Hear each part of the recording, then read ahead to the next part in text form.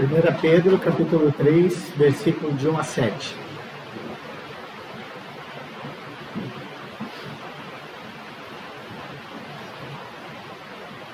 Da mesma forma, vocês, esposas, sujeitem-se à autoridade do seu marido.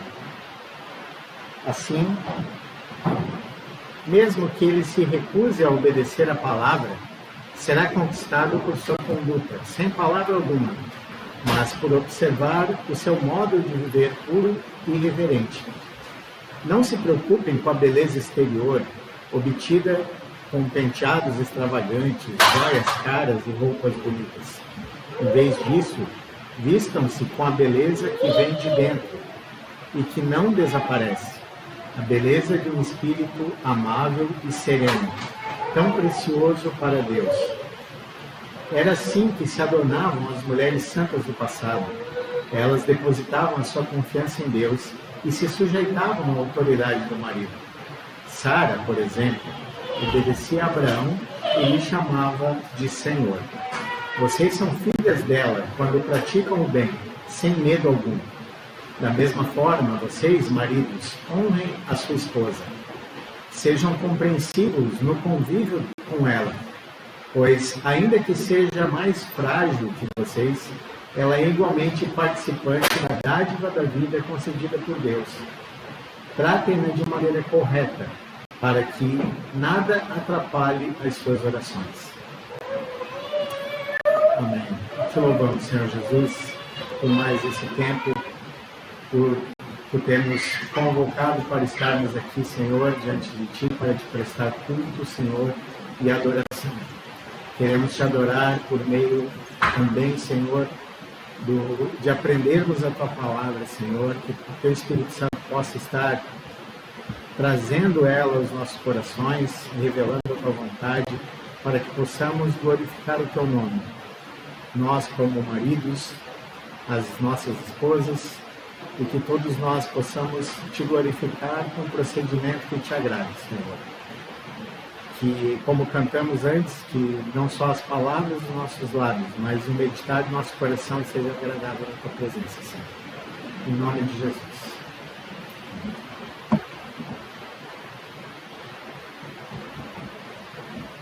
Chegou o dia de falar mal da mulherada? Não, vamos falar a respeito do procedimento na família. Pedro continuou falando, né? Ele dá sequência, então ele iniciou, né? Falando do qual é o procedimento que nós devemos ter com relação ao mundo, com relação às autoridades, com relação aos incrédulos. Aí ele vai afunilando um pouco mais. Ele fala daí qual o procedimento que os servos deveriam ter para com seus patrões, para com seus senhores. E agora ele chega no núcleo familiar, né? Ele chega no ponto central da família, né? Qual é o procedimento da esposa e qual é o procedimento do marido, né? Como esse procedimento glorifica Deus.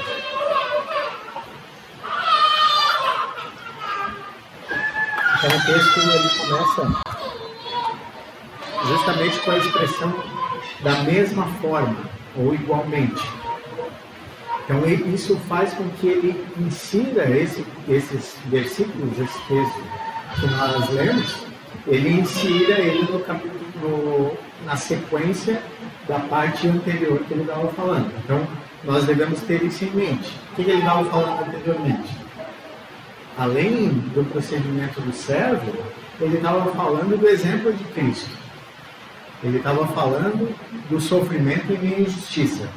Né? Então a gente não pode tirar isso de mente quando lê esse texto. Né? E ele assim, é claro que é uma palavra que com relação especificamente ao casamento. Né? Ele vai falar para a esposa e para o marido. Né? Então, quem não é casado pode ir embora. Vocês podem ser... Nós podemos ser edificados com isso, né? Mas com a palavra do Senhor, que é a palavra do Senhor, não nos edifica. Mas nós que somos casados devemos ter maior atenção, né, ao procedimento aqui descrito, mas não se animem não, né, que não é casado, porque na sequência ele vai falar mais aos demais, né? Então, no versículo 8 em diante, ele começa abrangendo todo mundo, né? Novamente. Então, ele vai falar dos filhos e daí daqueles que não são casados também. Certo?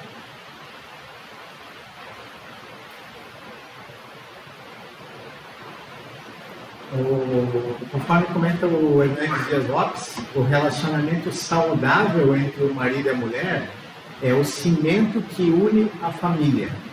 Então é de suma importância, não só para os nossos filhos, né, mas para toda a igreja, que esse relacionamento entre marido e mulher ele esteja coerente com a vontade de Deus. E que a nossa conduta daí glorifique o Senhor.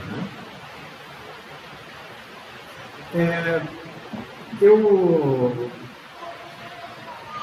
vou sugerir para vocês uma forma de estrutura aqui que eu percebo na carta de 1 Pedro, né? Não peguei de lugar nenhum, então vocês avaliem se é correto ou não, tá? Mas eu percebo o seguinte, que Pedro ele utiliza de um artifício literário nessa carta. Que seria mais ou menos assim, ele traz a exortação ou um tema, certo? Por exemplo, ali, quantas esposas, certo? Então ele vai falar desse tema. Aí ele apresenta um mandamento, uma direção para os irmãos naquele assunto. Quantas esposas sejam submissas aos seus maridos, certo? Aí ele mostra um problema decorrente de você não observar esse mandamento, né? No caso ali das esposas, né, nós vamos ver na sequência, né, seria o problema seria o quê? Que a esposa tente usurpar a autoridade do marido no lar. E aí ele vai, então, primeiro apresenta o tema, daí ele fala o mandamento, daí ele mostra o problema, aí ele apresenta os seus argumentos e justificativas da razão de obedecermos a direção, né? Então ele vai apresentar os argumentos ali, né, daquele assunto que ele está trazendo. E depois ele vai apresentar um exemplo, que é a base, o ápice do seu argumento, né? E esse exemplo, normalmente, ele traz o exemplo de Cristo. Ele coloca Jesus qual era o aspecto a respeito da vida de Cristo que se encaixa nessa questão, certo? No caso aqui, por exemplo, ele vai usar o exemplo de Sara, né? Não de Cristo, mas também nós podemos observar também o exemplo de Cristo, como vamos comentar mais tarde.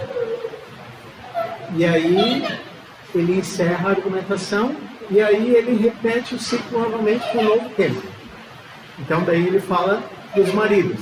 Aí ele começa um novo tema na mesma estrutura. Apresenta um mandamento, apresenta um problema, apresenta os argumentos, fala de um exemplo e repete de novo para outro tema. Entendeu? Então, eu percebi essa estrutura, né? Mas é algo que vocês avaliam se é correto. Eu comento para que a gente possa perceber isso, esse artifício, e que a gente tenha um entendimento, consiga compreender melhor a carta, né? O que o Pedro está falando, né? Então, nesse texto, ele fala dentro do contexto do casamento, então, né? E a gente percebe que ele vai dar uma atenção maior à esposa, né? Não é porque ela tem maiores problemas, né? Não é isso. Qual é a diferença? Vê que Pedro, do versículo 1 até o 7, né? São 6 versículos que ele usa para a esposa e 1 para o marido, né? Não quer dizer que o marido se livre dessa questão, não, estamos de boa aqui porque o problema maior é com a mulher. Não. É por causa justamente do contexto histórico que estava acontecendo ali, cultural que existia naquela época, né? Onde as mulheres enfrentavam maiores dificuldades, né? Especialmente com casamentos mistos, né? Casamentos com incrédulos. Então é nesse foco que Pedro está trazendo, né? Ele começa falando disso, tá? Então, nesse ponto específico, o Hernandes Dias Lopes ele comenta o seguinte: a cultura prevalente, né, judaico-greco-romana, ela dava aos homens todos os privilégios e às mulheres ela dava só os deveres. A fé cristã, entretanto, ela provocou uma revolução nesse particular, né? A mulher não era uma coisa, mas uma pessoa. Não era uma escrava, mas uma princesa livre. Não era inferior, mas digna de toda honra. Então, na cultura do primeiro século, a mulher seguia necessariamente a religião do marido. Se o marido adotava a fé cristã, a sua esposa também deveria fazê-lo. E se a esposa se tornasse cristã, e o marido não, né? O marido a considerava infiel a ele e a sua religião pagã. Isso causava tensão dentro do lar, né? E por isso que Pedro orienta as mulheres recém-convertidas a Cristo a lidar sabiamente com o marido que ainda não é convertido. Então é isso que o Hernandes Dias Lopes comenta, né? Então a gente pode entender isso, esse conceito, né? E pensar da seguinte forma: entender também por que Pedro está ligando isso com o texto anterior. Porque muitas dessas esposas sofriam injustamente, eram maltratadas pelos seus maridos, certo? E elas deveriam, e eram maltratadas até por fazer aquilo que era praticar o bem, fazer o que era justo, o que agradava a Deus, né? E ter uma conduta que, como a gente viu, que era de acordo com uma boa consciência diante de Deus, né? Então, facilmente a gente pode imaginar, né, esse sofrimento dessas mulheres nas mãos desses maridos ímpios, né? Porque o marido continuava lá na sua rotina de idolatria, na sua rotina de prostituição cultural, né? Ele ia nos cultos com as prostitutas cultuais e tal. Então, ele continuava com tudo isso e a esposa, ela sofria toda essa carga e esse maltrato, digamos, né, por parte do seu marido, que não entendia a sua fé dele, a fé dela, e achava que ela estava o traindo, né? De forma geral, as mulheres da época não existia uma influência política. Porém, existem pelo menos 3 versículos que mostram momentos históricos que mostram que no Império Romano muitas mulheres acabavam sendo influentes, tendo voz, inclusive participando de conselhos municipais, decisões da cidade, tá? Se vocês quiserem anotar aí, eu vou ler os textos. Atos 13:50, ele diz o seguinte: então os judeus, instigando as mulheres religiosas influentes e as autoridades da cidade, provocaram uma multidão contra Paulo e Barnabé e os expulsaram dali. Outro texto, Atos 17:4. Atos 17, versículo 4. Alguns deles foram persuadidos e unidos a Paulo e a Silas, bem como numerosa multidão de gregos piedosos e muitas distintas mulheres. E, por fim, Atos 17:12.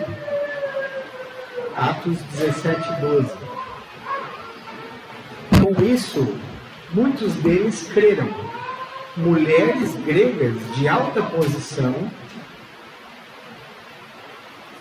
e não poucos homens. Então, mulheres gregas de alta posição.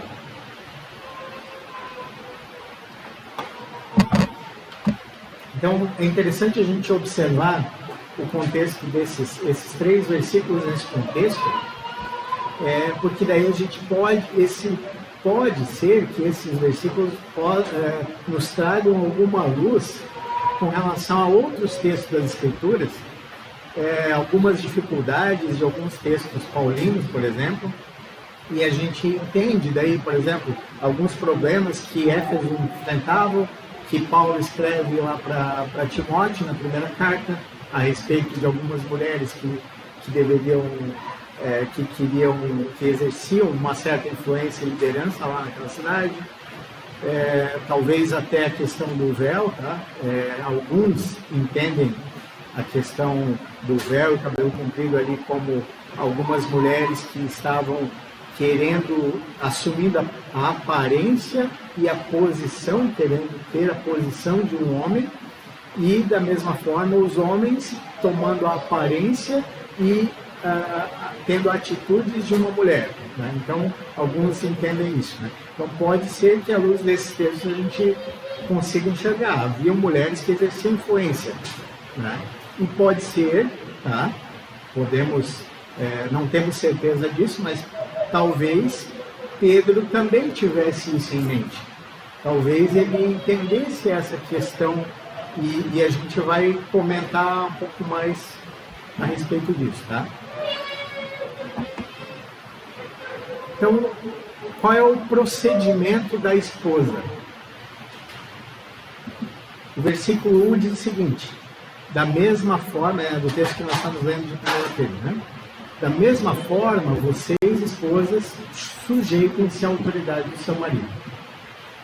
Então, a exortação de Pedro para as esposas é que elas estejam sujeitas à autoridade dos seus maridos. Isso é um mandamento do Senhor, né? Não é uma opção, é um mandamento. É algo que é uma diretriz clara para a esposa, né? E isso não depende do marido ser convertido ou não. É nesse contexto também que ele chama para o versículo anterior, colocando na mesma situação do servo, né? O servo também estava sujeito à autoridade do seu patrão, mesmo ele sendo ímpio, mesmo ele sendo, sendo opressor, né? Mesmo ele sendo maldoso. E da mesma forma, a esposa está sujeita ao marido, mesmo ele sendo incrédulo, né? Porque, primeiramente, a submissão é ao Senhor, e não e por causa do Senhor. Então, primeiro a esposa se sujeita ao Senhor e por causa do Senhor.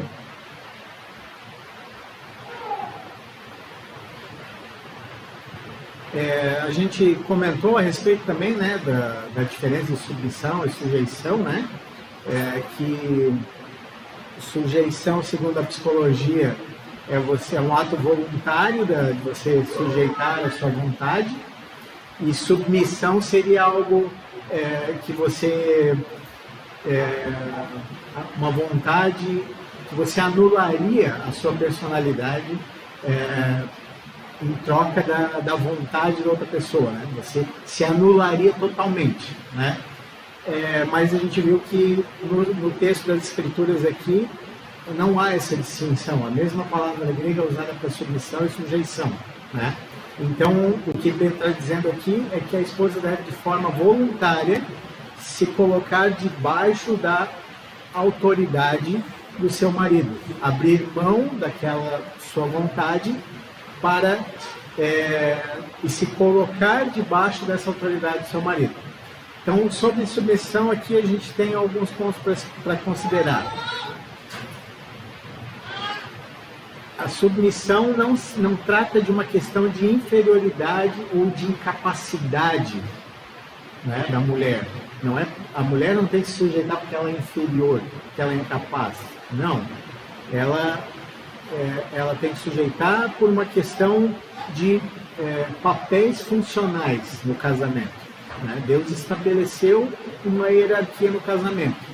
E essa essa hierarquia foi estabelecida para o correto funcionamento do relacionamento conjugal. Então não deve haver rivalidade, mas parceria. Gênesis 2:18 diz o seguinte, Gênesis capítulo 2, versículo 18, o Senhor disse: não é bom que o homem esteja sozinho, farei alguém que o ajude e o complete. Então aqui, claramente o Senhor já coloca qual seria o papel da mulher, né, no casamento, de auxiliar, de ajudar, de completar o homem, né, porque realmente nós somos incompletos, o homem é incompleto sem a sua esposa. 1 Coríntios capítulo 11, versículo 3. 1 Coríntios capítulo 11, versículo 3. Mas quero que saibam de uma coisa: o cabeça de todo homem é Cristo, e o cabeça da mulher é o homem, e o cabeça de Cristo é Deus. Então Deus estabeleceu essa hierarquia no casamento. Tá? O segundo ponto, Pedro não está falando de uma submissão de um gênero ao outro. Pedro não está falando que as mulheres têm que sujeitar aos homens. Ele está falando que a mulher, a esposa, deve sujeitar ao seu marido. Entenderam? Então não há feminismo nem machismo. Certo? Ele aqui é no contexto do casamento que ele está falando. Então a esposa se sujeita ao seu marido. Não que o gênero feminino deve se sujeitar ao gênero masculino. Né? A gente só tem uma questão bíblica, né, referente a esse assunto, que seria a questão de ordenação, de questão de autoridade, de ofícios na igreja. Né? Que daí fica restrito, os ofícios da igreja ficam restritos aos homens, né? Mas tirando isso, as mulheres não têm que sujeitar a qualquer homem, né? A esposa tem que sujeitar ao seu marido, tá?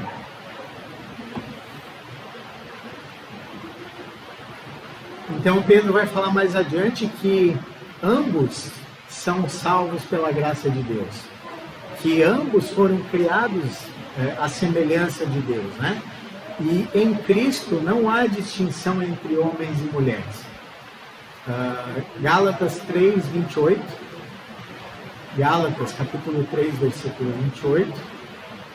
Diz o seguinte: não há judeu nem gentil, escravo nem livre, homem nem mulher, pois todos vocês são um em Cristo. Então aqui Paulo mostra que já em Cristo não há diferença de raça, não há diferença de gênero, né? Não há diferença de estado de trabalho, né? Escravo ou livre, de condição financeira talvez, mas que todos eles, de todo esse gênero, Deus criou, uniu em Cristo e tornou um só povo. Certo? Então, todos eles igualmente desfrutam da bênção da graça de Deus em Cristo. Outro ponto. Uma vez que a esposa é submissa a Cristo, ela será submissa ao seu marido. A autoridade que o marido recebe, ela é delegada por Deus. Ele mesmo está sujeito à autoridade de Deus. Então, se a esposa se rebela contra a autoridade do marido, ela está se insurgindo contra a autoridade do próprio Senhor. Então a gente pode dizer que Pedro está dizendo nesse versículo que a esposa não deve desejar usurpar a autoridade para si mesma. Não deve tentar querer o papel de autoridade que cabe ao seu marido. Não deve querer assumir para si esse papel que foi reservado para o marido, porque ela tem o papel dela a cumprir, certo? Efésios capítulo 5, versículo 22 até o 24. Efésios capítulo 5, do versículo 22 até o 24. Diz o seguinte: Esposas, sujeitem-se cada um ao seu marido, como ao Senhor. Como ao Senhor. Pois o marido é o cabeça da esposa, como Cristo é o cabeça da igreja. Ele é o salvador do seu corpo, a igreja. Assim como a igreja se sujeita a Cristo, também vocês, esposas, devem se sujeitar em tudo ao seu marido. A relação direta é uma relação direta com Cristo, né? É uma sujeição direta à autoridade de Cristo. Ele que estabeleceu dessa forma. Não foi algo inventado, nós não inventamos isso, né? Os homens, por tradição, não acabaram dominando as mulheres. Não, é algo que estava no propósito de Deus. Então, o casamento só funciona se ambos, né? O marido, a esposa e também os filhos, se todos eles cumprem o seu papel.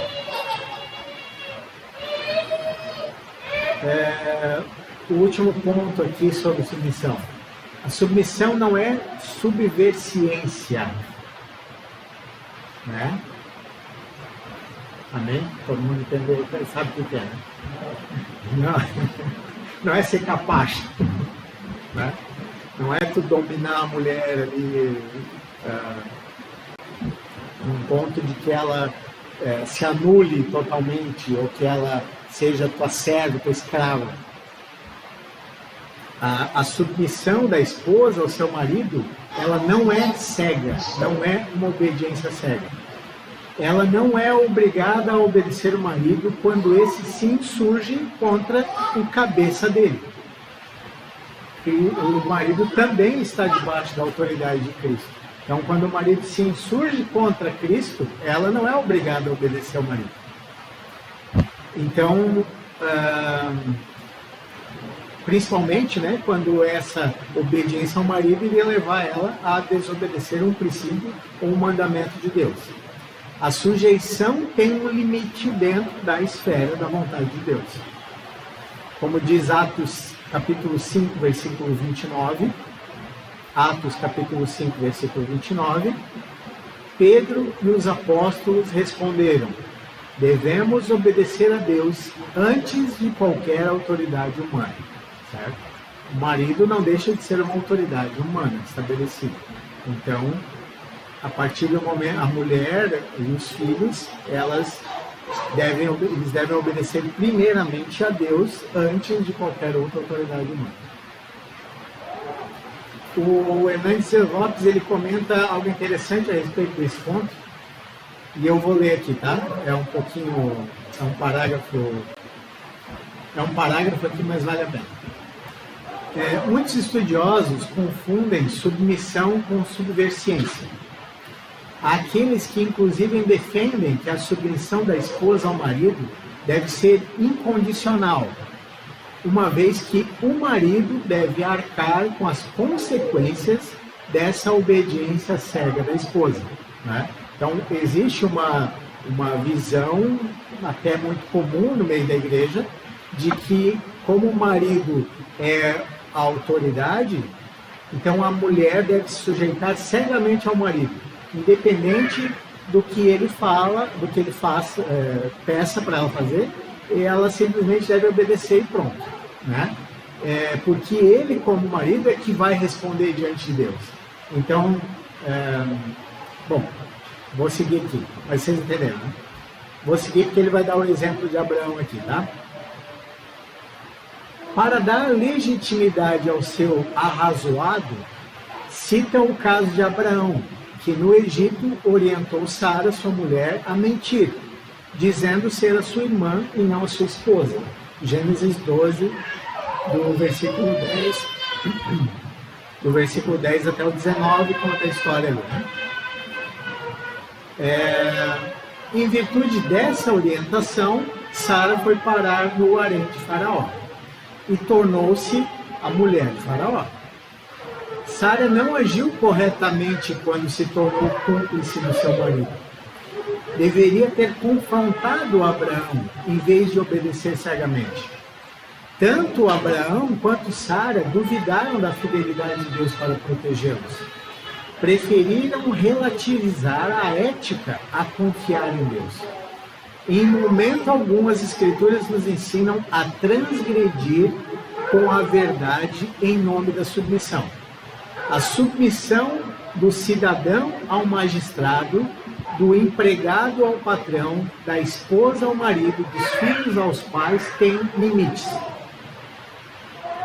E é falsa a interpretação das Escrituras dizer que a mulher deve sujeitar-se ao marido, mesmo quando ele está errado, e mesmo quando exige da esposa aquilo que fere a sua consciência iluminada pela verdade de Deus. É um mau uso da Bíblia exigir que a mulher peque contra Deus para se sujeitar ao seu marido. Certo? A gente pode, outro exemplo, outro episódio que não foi citado aqui pelo Evangelho Lopes, é a questão, por exemplo, de Ananias e Safira. Né? Por que Pedro foi conversar com Safira e perguntou: vocês venderam o campo por esse valor? Daí ela confirmou: sim, vendemos. E aí ele repreendeu ela, certo? Ele não foi repreendendo, e ele repreendeu ela, e ela morreu também, né? Por ser cúmplice da mentira contra o Espírito Santo, né? Então, tanto Ananias sofreu a consequência do pecado, quanto Safira também. Porque mesmo se ele fosse responsável, então, ele assumiria a culpa sozinho, certo? Deus mataria somente ele. Mas não. A esposa também foi responsável por ser cúmplice e também foi julgada nesse sentido. Tá? O último ponto aqui, Pedro, ele exemplifica a submissão da esposa. Ele vai trazer isso no contexto do servo, ele vai trazer isso no contexto depois de Sara, mas ele também está inserido naquele contexto de Cristo. Né? Jesus também foi o maior exemplo de submissão que a gente pode encontrar, submissão à vontade de Deus. Né? Então, anteriormente ele fala de Cristo, nesse contexto nós também temos o exemplo, a esposa tem o exemplo de Cristo, de sujeitar, como Cristo se sujeitou à vontade de Deus, que Deus é o cabeça de Cristo, né? Assim também nós devemos sujeitar. Né?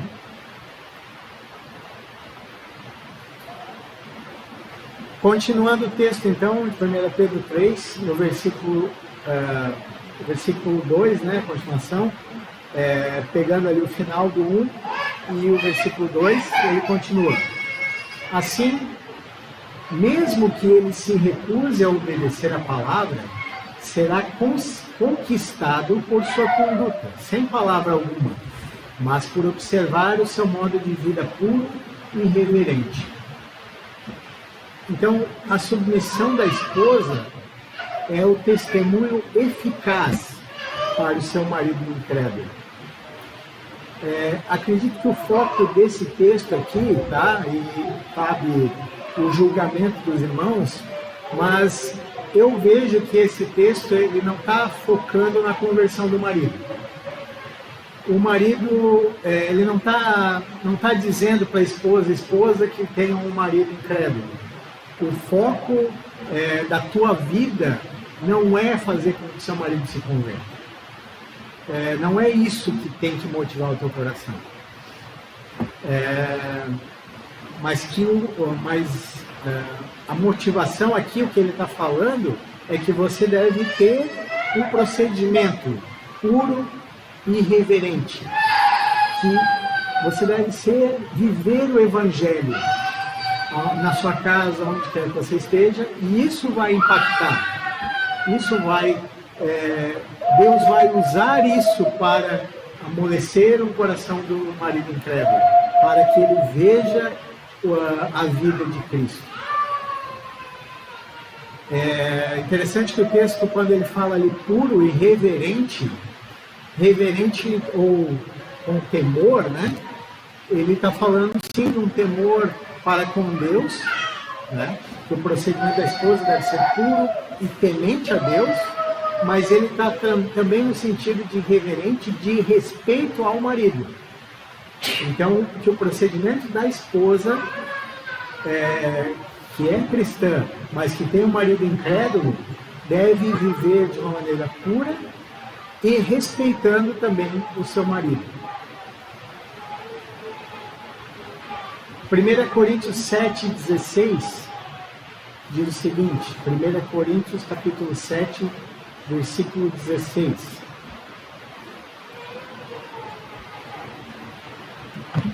Você, esposa, como sabe que o seu marido poderá ser salvo por sua causa?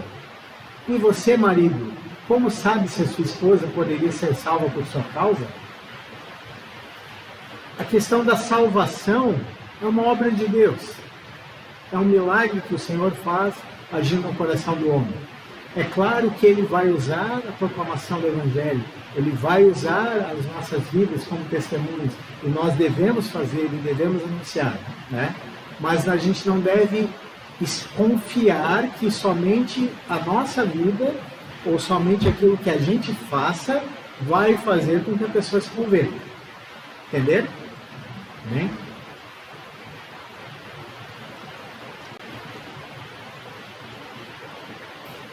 Pedro também fala aqui, no sentido, e Paulo também vai falar isso em Coríntios, ele aconselha a esposa crente a não abandonar o marido não crente, né? Ele fala para que ela fique com o seu marido, para que ela não se separe dele. Imagine a situação, a gente sabe que é uma situação complicada, né?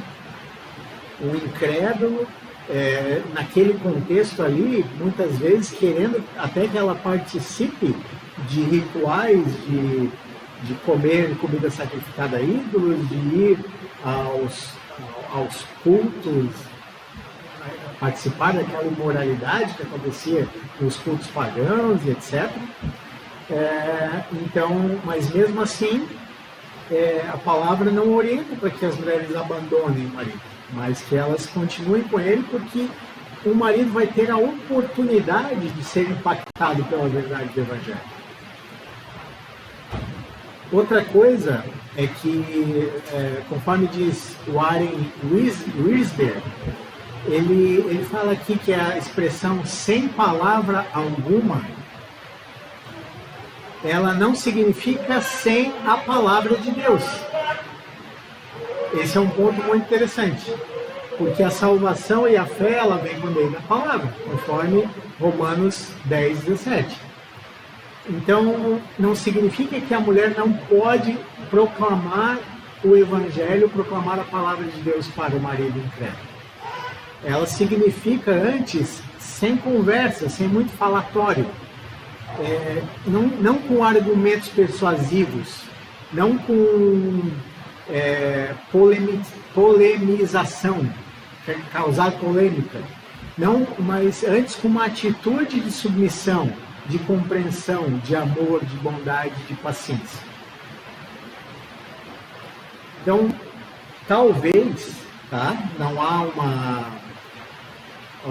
um entendimento certo sobre isso, a gente não tem como saber o certo, mas talvez Pedro, quando falou isso, ele estava se referindo àquela influência das mulheres, né?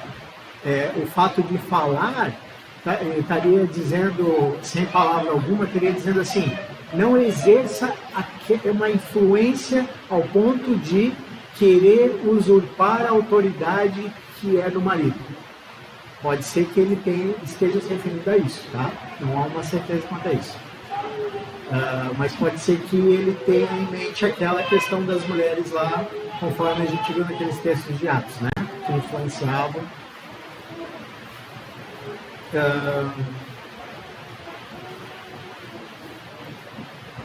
Então, mesmo sofrendo injustiça ou sendo perseguida por causa da sua fé, a esposa deveria se entregar nas mãos de Deus, vivendo de modo puro e santo, em reverência para com Deus, para a glória de Deus.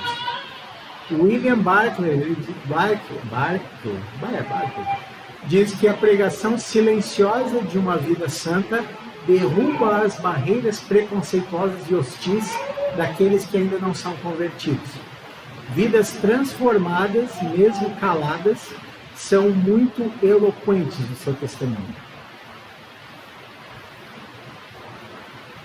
Aqui o verbo grego, até traduzido por observando, ele traz a ideia de observar atentamente, de refletir, de refletir naquilo que você está vendo. Então, os maridos não crentes observam as obras da esposa cristã. E por isso, né, por meio disso, elas podem ser atraídos a Cristo. Já a palavra grega traduzida por comportamento honesto significa puro, limpo, englobando a fidelidade e a decência, revelando transparência tanto nas motivações quanto nas intenções. Isso é importante, né? Porque então até a motivação da esposa em se sujeitar, em honrar a essa autoridade do marido, ela tem que ser correta, não só a ação dela, né? Aquela história antiga já, né, do pai que manda a criança sentar, a criança estava em pé, o pai manda a criança sentar, aí a criança não senta, aí o pai manda de novo, senta, daí a criança senta, cruza os braços e diz, mas o meu coração está em pé, né? Então não é essa atitude, a mesma motivação também deve ser coerente, né, com as atitudes.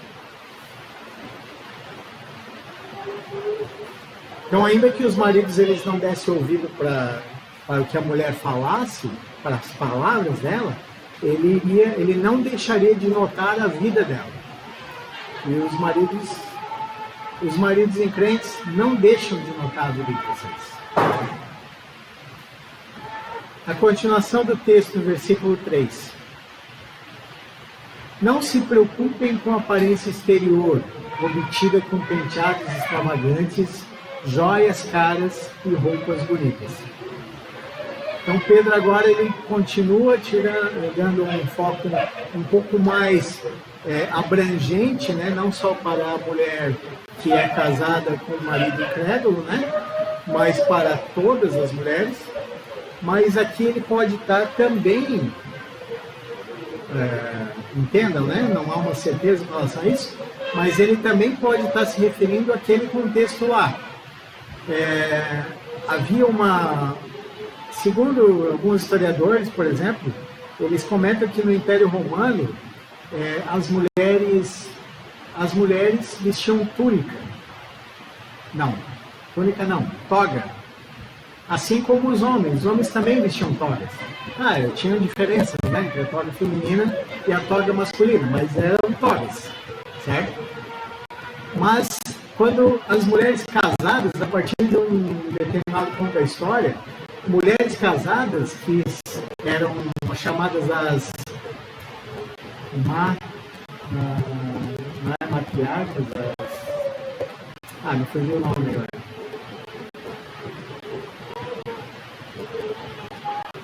Como se fosse uma matriarca da família, né?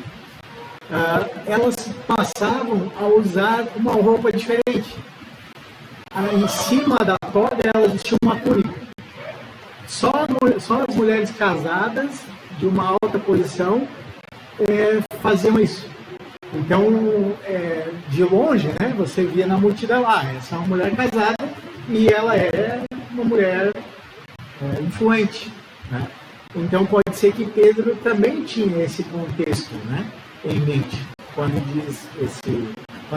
começa a falar disso, tá? Mas o que Pedro está realmente dizendo aqui? Qual é o cerne aqui, o centro dessa questão?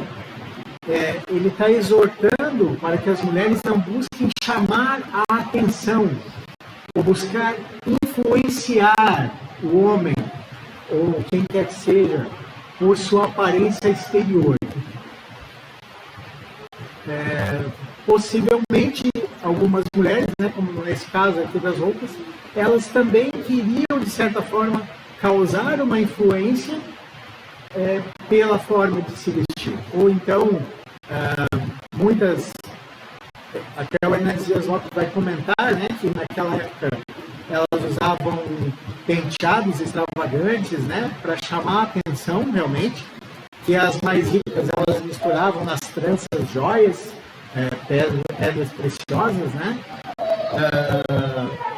para ostentar isso, né, a sua riqueza, né, para que elas, todo mundo sabia que elas eram ricas, e para atrair, né, os olhares para si, né, para serem admiradas, né. Então, a mulher que numa sociedade grega, né, ela que veio antes da romana, né, ela estava totalmente restrita só à sua casa, ela não podia nem sair sozinha, né, ela não podia nem ir ao templo sozinha, tinha que ir com o marido. Depois do Império Romano, elas acabaram tendo uma posição um pouco mais livre, digamos assim, né? Elas já podiam sair na rua sozinhas, né? Então elas começam agora a usar isso para chamar a atenção para si. Então isso pode... E aí as mulheres romanas gostavam, né, de ficar na moda, de vestir roupas sofisticadas, né?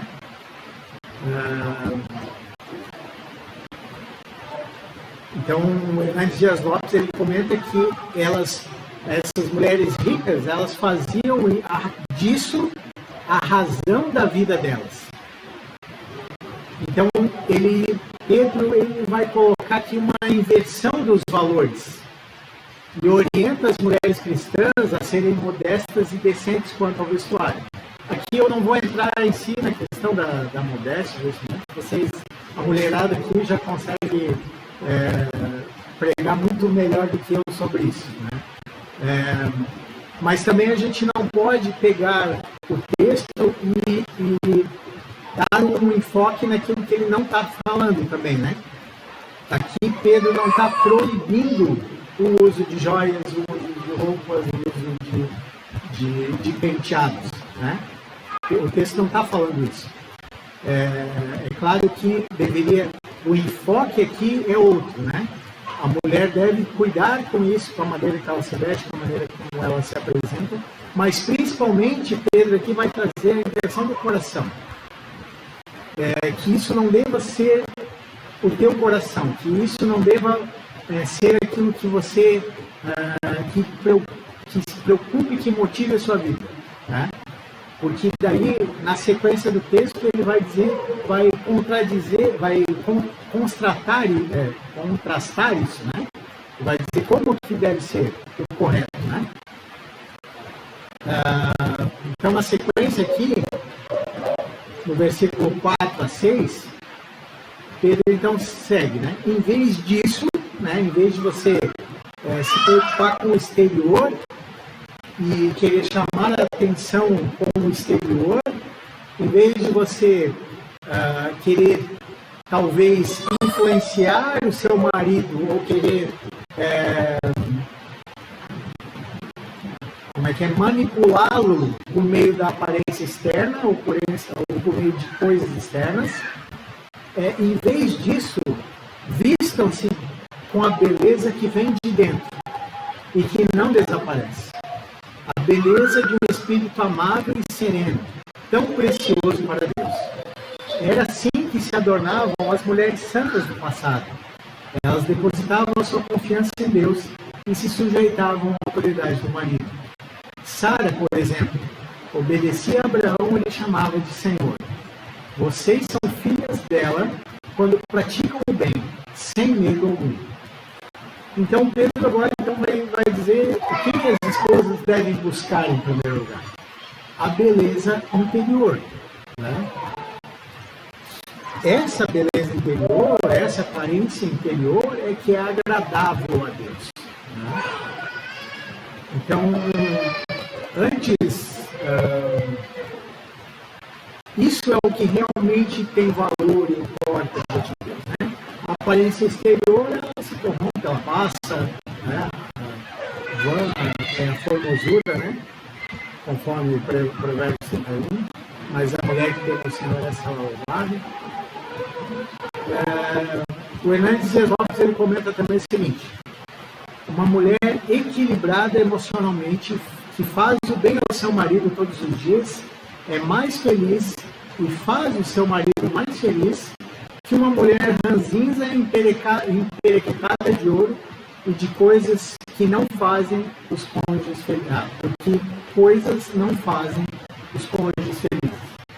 Nem ela vai ser feliz e nem o marido vai ser feliz. Lucas 16, 15. Anote aí também. Lucas, capítulo 16, 15.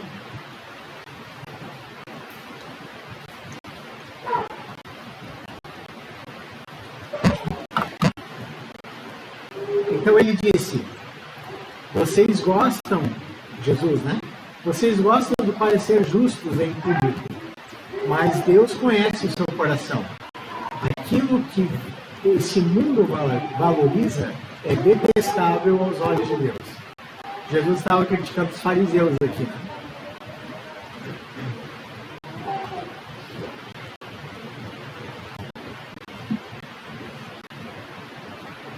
O que é um espírito amável e tranquilo? Ou sereno, né? E manso e tranquilo, né? Manso e sereno. O que seria isso? Fala de um temperamento calmo, uma mente contente, um coração livre de paixão e irritabilidade. Calvino, ele comenta o seguinte: ao mencionar um espírito calmo e tranquilo, ele destaca o que pertence especialmente às mulheres. Porque nada as torna mais gloriosas do que um temperamento calmo e tranquilo. Né?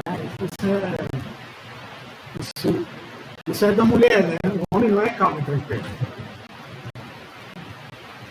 Então, pois sabemos que o quão ultrajante é uma mulher impetuosa e voluntariosa. E além disso, nada é mais adequado para corrigir a vaidade de que Pedro fala do que uma serena tranquilidade de espírito. Então, Calvino também comenta que isso vai fazer com que a mulher vai corrigir aquela vaidade, né, do que Pedro fala anteriormente. Então, Pedro, ele vai utilizar aqui no seu argumento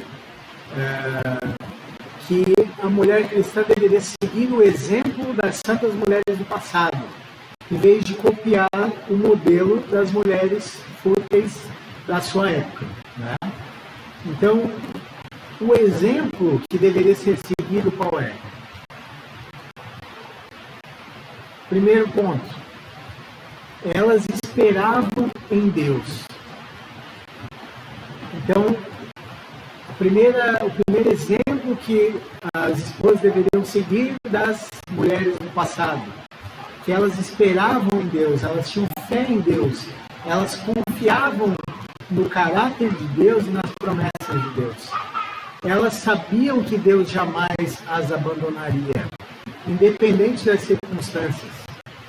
Toda a vida no lar é determinada pela vida dos cônjuges com Deus. A nossa vida no lar é determinada com a nossa vida com Deus, nosso relacionamento com Deus. Então, quando você espera totalmente em Deus, confia, tem fé em Deus, você vai, com mais facilidade, digamos assim, assumir o seu papel. Elas, segundo ponto, elas eram submissas ao seu próprio marido. Então, da mesma forma, as esposas deveriam seguir esse exemplo. Terceiro ponto, elas seguiam praticando o bem. elas faziam o bem. A esposa também deveria seguir fazendo o bem. E o quarto ponto, elas seguiam não temendo perturbação alguma, não temendo. Ou seja, elas não temiam, elas não tinham medo de fazer o que era correto, o que era justo, mesmo em meio à coerção e ameaças. Então o sentido é esse. Mesmo o teu marido te ameaçando, você faz aquilo que é justo, aquilo que é correto, certo? Então você não tem medo das ameaças. É isso que o texto está querendo dizer. E aí ele dá o exemplo de Sara, né? Que Sara obedecia e chamava Abraão de Senhor, né? Então, Cris, a partir de hoje, sim, Senhor, eu quero meu chinelinho lá na porta e é só fazer o que eu mando. Não. Não é isso. Não é isso que o texto está dizendo, né? Então, tanto que fica evidente, né, na vida de Sara, e é interessante que o texto usa o exemplo de Sara, né? Porque Sara, tu vê situações que ela influenciou Abraão, por exemplo, né? A que ele tivesse filho com Agar, né? E aí depois que Agar teve o filho, começou a desprezar ela, ficou grávida e começou a desprezar ela chegou para Abraão e disse: Abraão, a culpa é tua, resolve, o problema é teu. E aí, então você vê assim, poxa, mas essa é a mulher que obedecia a Abraão, chamava ele de Senhor? Então não é isso, né? É o que a gente já comentou. Não é uma submissão, não é ser capaz, né? Fazer tudo que Abraão manda, ou fazer tudo que o marido manda. Mas sim ter voz, sim opinar, sim ajudar o marido, né? Mas sim tratá-lo com respeito, né? Então o que significa ali quando Sara chamava ele de Senhor, significa dizer que ela reconhecia o papel de Abraão, reconhecia a liderança de Abraão no matrimônio, que respeitava isso, levava em consideração. Então era uma consideração que ela tinha ao marido. E quando diz que Sara obedecia, significava que ela se inseria na trajetória de vida de Abraão, acompanhando ele conscientemente no caminho que Deus estava direcionando. A gente tem que lembrar, né? Deus chega para Abraão e diz: sai da tua terra, deixa tudo que tem para trás e vai para uma terra que tu não conhece, que tu não sabe, e eu vou te mostrar onde é que é. E Sara foi junto. Ela acompanhou Abraão. Ela estava também nesse processo de fé, de crer em Deus, né? E também quando quando Deus faz a promessa de Isaac, ela também estava junto. Ela também crê na promessa, que ela também faria parte daquilo. Deus, inclusive, muda o nome dela, né, de Sarai para Sara, incluindo ela também na promessa, né? Não muda somente o nome de Abrão para Abraão, né? Então, mostra isso também, o papel de Sara nessa trajetória de fé, né? Mostrando que Abraão foi pai da fé e Sara também teve um papel importante nisso, né? Então, e ali Pedro comenta, né, que as esposas se tornariam filhas de Sara se elas seguissem esse modelo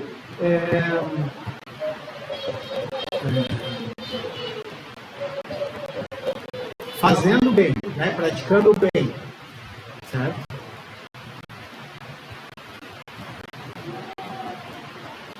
Então aqui, agora nós vamos para o versículo 7. Então chegou a vez dos maridos, agora prepare-se, maridos. Versículo 7 diz o seguinte: da mesma forma, vocês, maridos, honrem as suas esposas, sejam compreensivos no convívio com ela. pois, ainda que seja mais frágil que vocês, ela é igualmente participante da dádiva da vida, da nova vida concedida por Deus.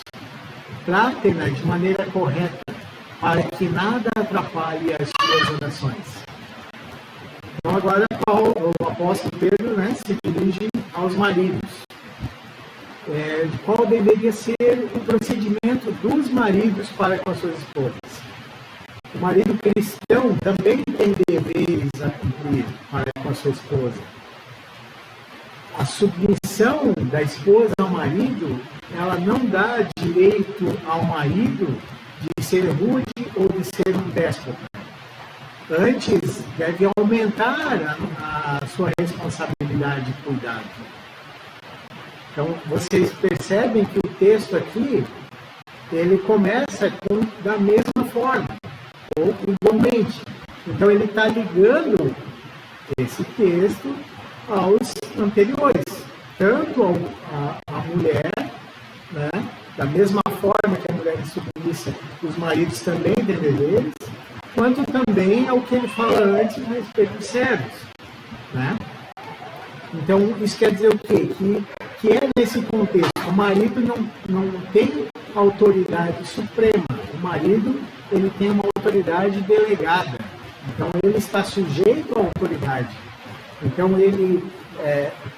a esposa e os filhos são responsabilidade que o Senhor dá ao seu cuidado, e isso deve não fazer com que a gente exerça essa autoridade de qualquer forma, seja rude, seja déspota, fique mandando fazer qualquer coisa, nesse sentido, obrigando ou amedrontando, mas que isso a gente também exerça essa autoridade de uma maneira a estar debaixo da autoridade de Cristo, a seguir o exemplo da autoridade de Cristo.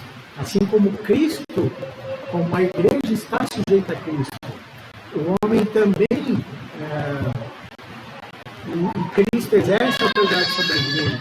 O homem também deve refletir no lar essa autoridade, assim como um exemplo de Cristo exercendo a sua autoridade. Ou seja, a autoridade de Cristo deve ser exercida no meu lar. A autoridade é dele, é Cristo exercendo a autoridade por meu intermédio. Entendeu?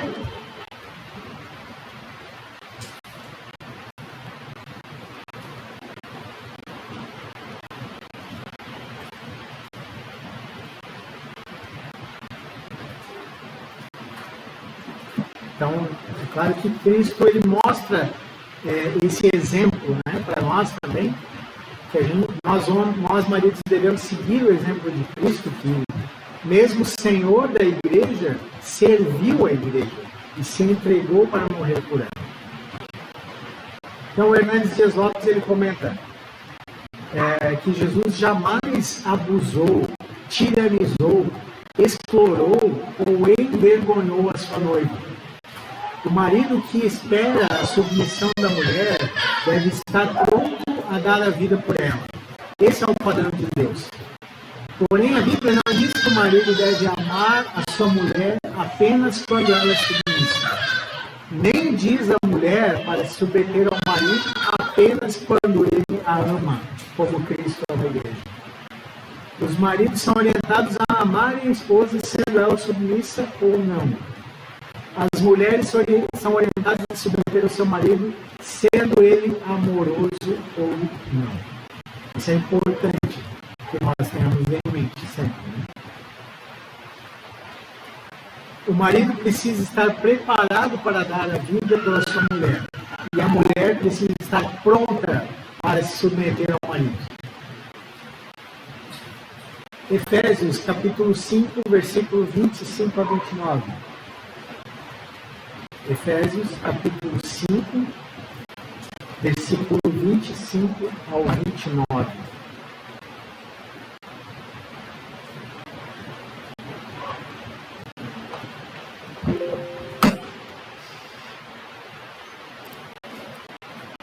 Maridos, ame cada um a sua esposa, como Cristo amou a igreja.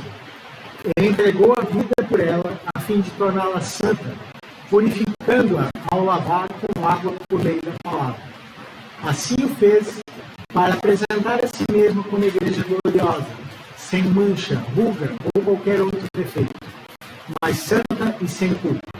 Da mesma forma, os maridos devem amar cada um a sua esposa, como amam o próprio corpo, pois o homem que ama a sua esposa, na verdade, ama a si mesmo.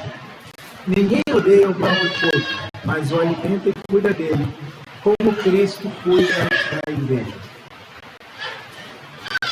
O texto é claro, né? Amém? O Warren Wiersbe diz o seguinte, ele fala que, na verdade, essa responsabilidade do marido no relacionamento conjugal, ela abrange 4 áreas. E nós vamos ver cada uma delas que ele comenta. Então, a primeira área, o aspecto físico. A expressão viver a vida comum do lar é uma tradução do termo grego que significa vivendo juntos na mesma casa, como marido e mulher. Então, o Matthew Henry, ele fala o seguinte, ele entende que essa palavra significa coabitação, estar junto, que proíbe separações desnecessárias, implica muita comunhão de bens e pessoas, com prazer e harmonia.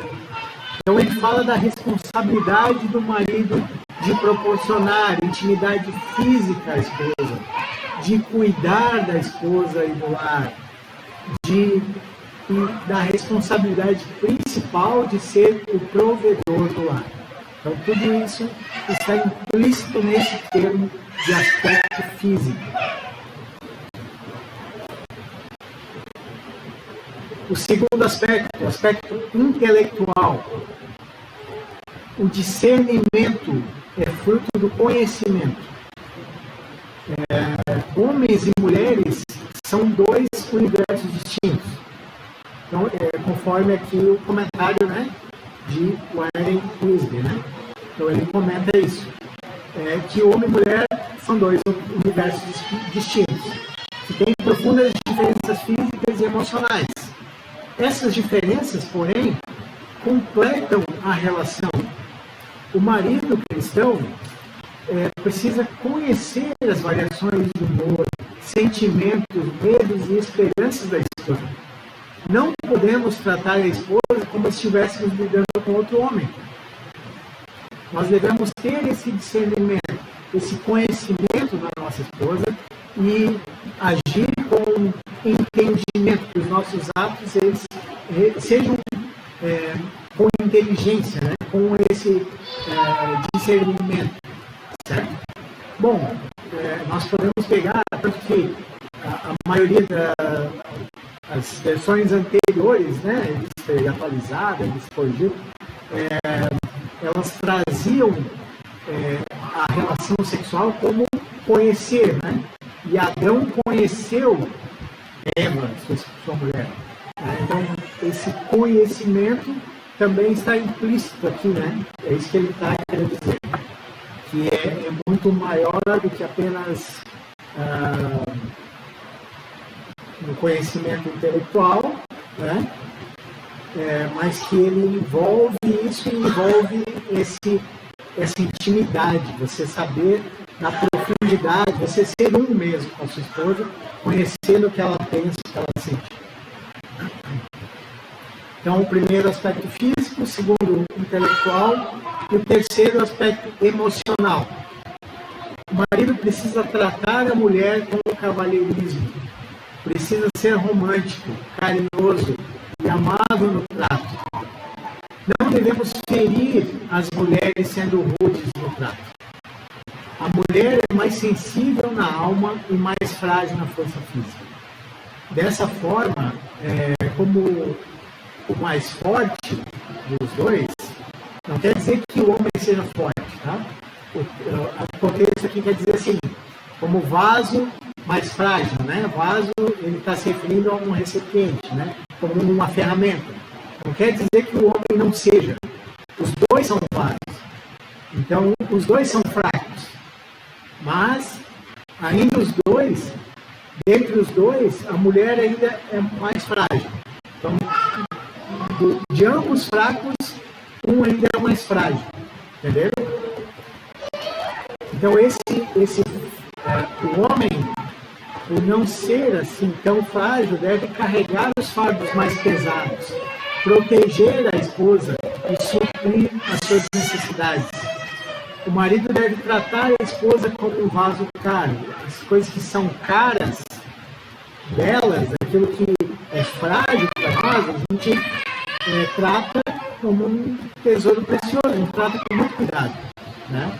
A gente não deixa o celular ficar caindo por aí, né? Ele custa caro, ele é frágil, certo? A gente cuida dele, a gente põe uma capinha de proteção, a gente protege, certo? Então, é nesse sentido.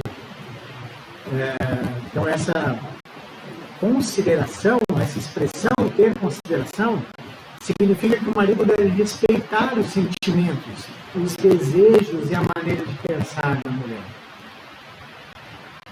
E realmente envolve o seguinte aspecto, né? Então a gente como marido vai considerar ela algo precioso, né? Algo frágil, então, algo que precisa ser valorizado, algo que precisa ser guardado, algo que precisa ser cuidado, porque ela tem grande valor, nesse sentido.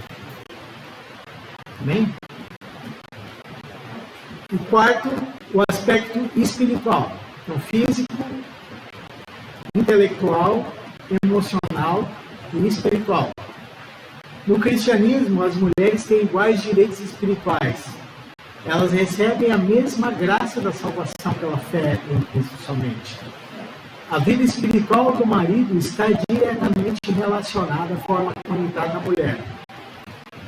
Homer, ele diz o seguinte: quando cessam as orações ou quando são tão tolhidas que se resumem a mera formalidade, a vida espiritual e também o matrimônio correm perigo. Kistermarker, ele também diz o seguinte: Deus não aceita as orações de marido e mulher que marido e mulher oferecem num ambiente de luta, briga e discórdia. Ele quer que se reconciliem para que possam orar juntos em harmonia e em paz e assim gozar das incontáveis bênçãos divinas. Amém, queridos? Então, concluindo aqui,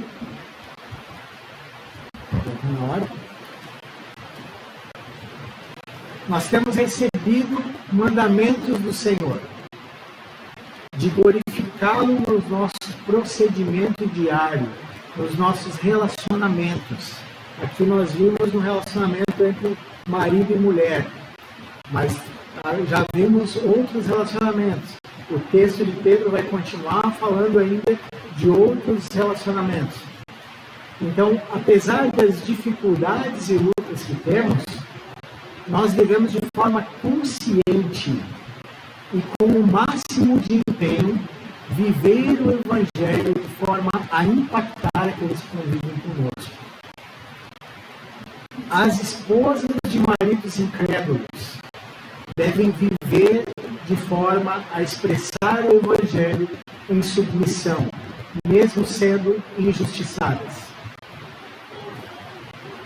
As esposas de maridos incrédulos devem viver de forma a expressar o Evangelho em sua submissão, mesmo sendo injustiçadas.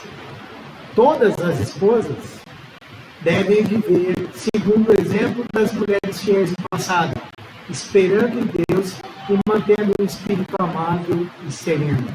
Todas as esposas devem seguir esse exemplo, esperando em Deus e mantendo um espírito amável e sereno. Todos os maridos devem viver o seu casamento de forma íntegra nas áreas física, intelectual, emocional e espiritual.